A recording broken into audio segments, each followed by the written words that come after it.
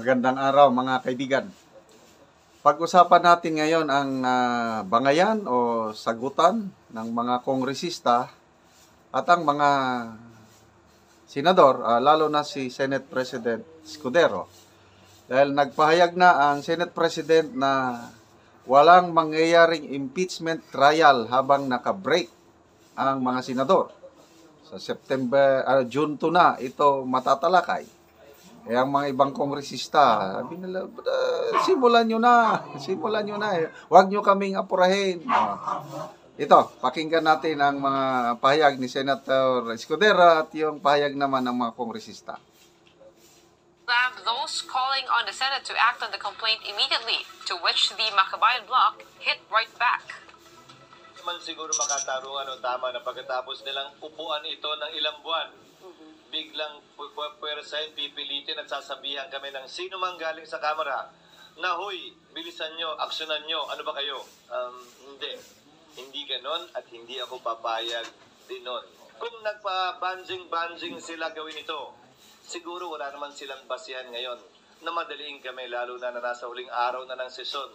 Yan pinadala sa amin, halos mag-aalas 5 pa ng hapon. Huwag namang sabihin na sisihin pa kami, no, na ngayon lang namin ipinasa.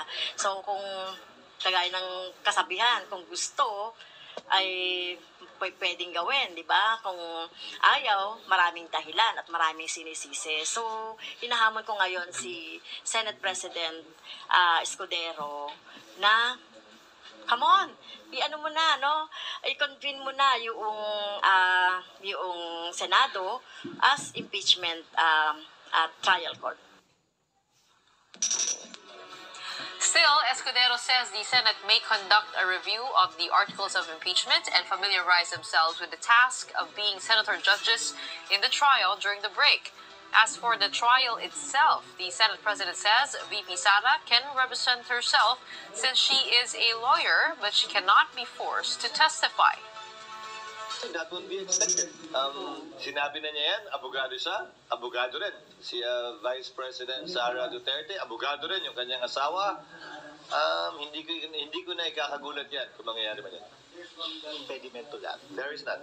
So sabi ko consider... In fact, even the Vice President herself can represent herself in addition to other lawyers. Hindi siya pwedeng piliting tumestigo sa kaso because it will violate, on the other hand, the right against self-incrimination. Kumbaga, hindi siya pwedeng patawag ng prosecution at pwersahan pa upuin doon para tanungin kung ayaw niya.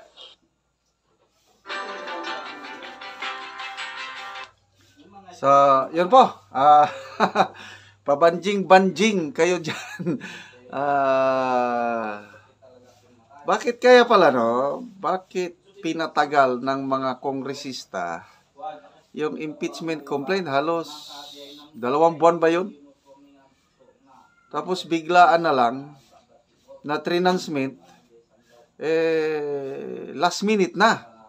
Okay, ang dahilan pala bakit hindi natalakay ng mga senador yung impeachment complaint sa plenary session? Kasi kailangan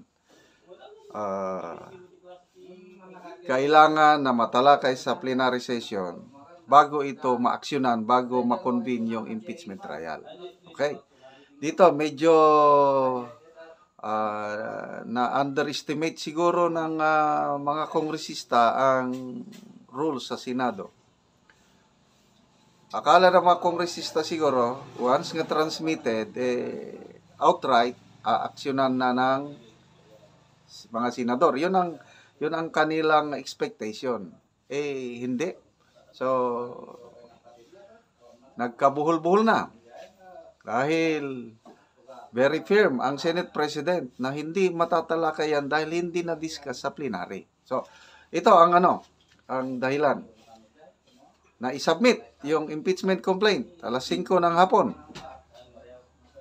Tapos nandun pa ang mga senador sa plenary session.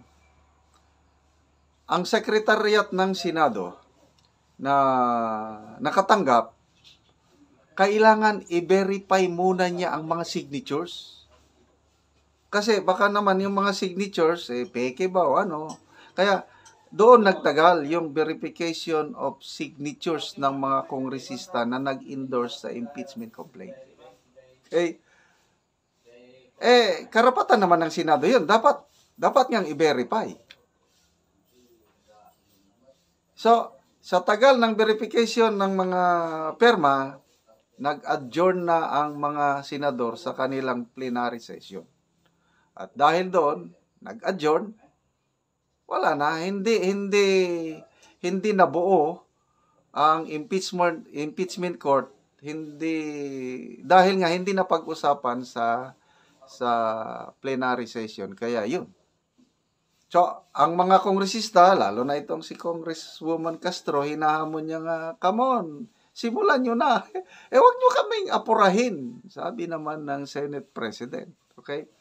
May narinig din akong press conference ng mga ibang kongresista, yung mga young guns, mga batang kongresista, na nire-respeto daw nila ang desisyon ng Senate leadership na kung hindi pa nila simulan, nire-respeto nila.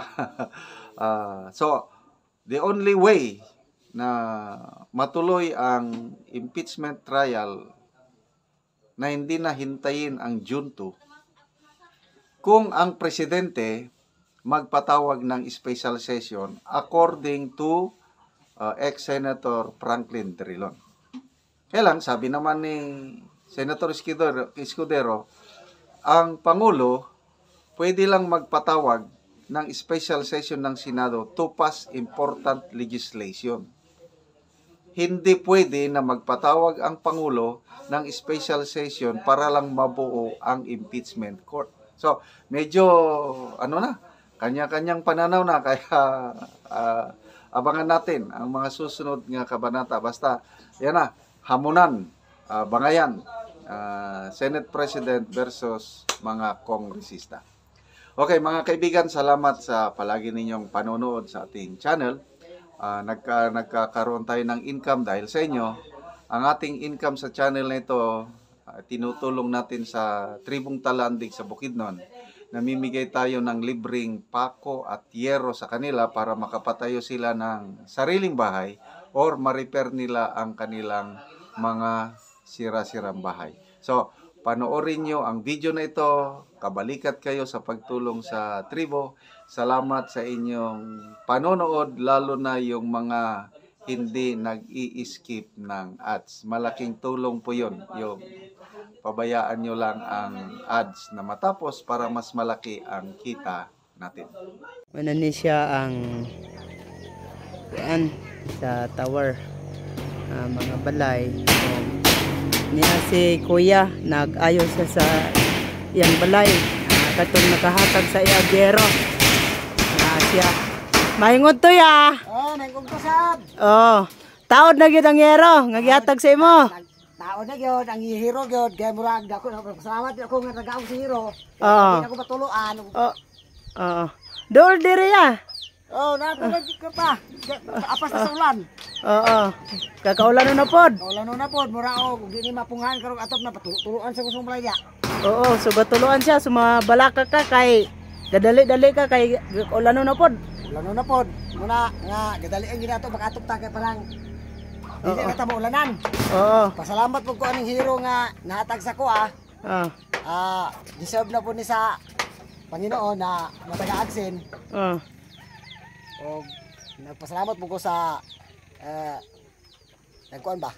Sponsor sa aning hero. Saya dahil salamat. Ato bang diri ya? Dili ka. Unsay man? Salamat kayo sa naghatag aning hero, sponsor. Kaya aron dili na ko matuluan sa akong balay. Unsa man imong gibati ya karon nga nabot na man gid ang hero? Happy gid kayo, happy. Gabi ka happy gid. Happy gid kayo ko diri nga na kakuan ko katok. Katop na gid ka. Pila ka buok imong kuan niya, imong anak? Kuan, 5. Na kung di maalis ang atop na problema kay magkawasa mi tanan. Na bata pa, uban. Mga gagmay pa mga bata pang uban. Gagmay pang uban.